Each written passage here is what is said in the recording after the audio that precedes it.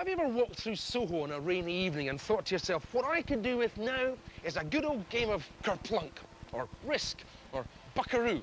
Well, your wondering days are over, because here at the Double Six Club in Gerrard Street in London, we have London's first night spot dedicated to the good old-fashioned board game.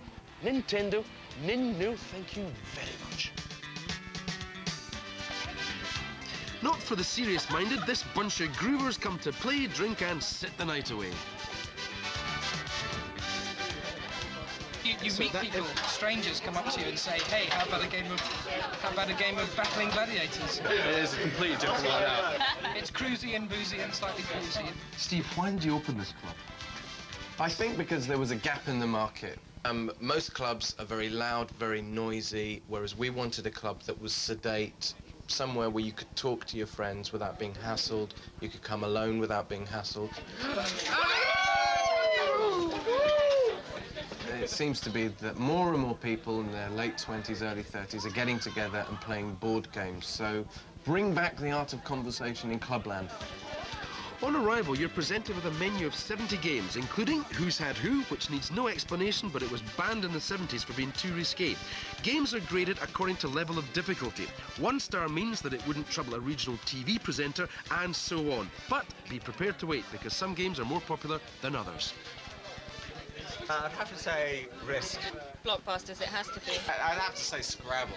Each one is individual, so each one has its own appeal. Something like Risk or Monopoly is something to get your teeth into. It involves greed, it involves skill, and it involves luck.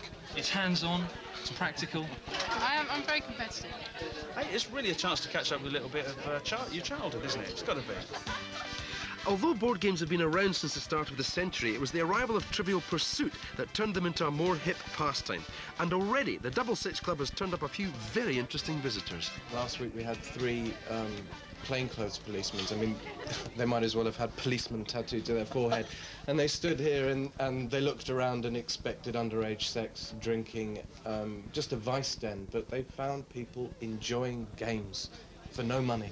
Well, I enjoy games, but I wanted to play something I'd never played before. How about the New Faces game? Well, what's that involve?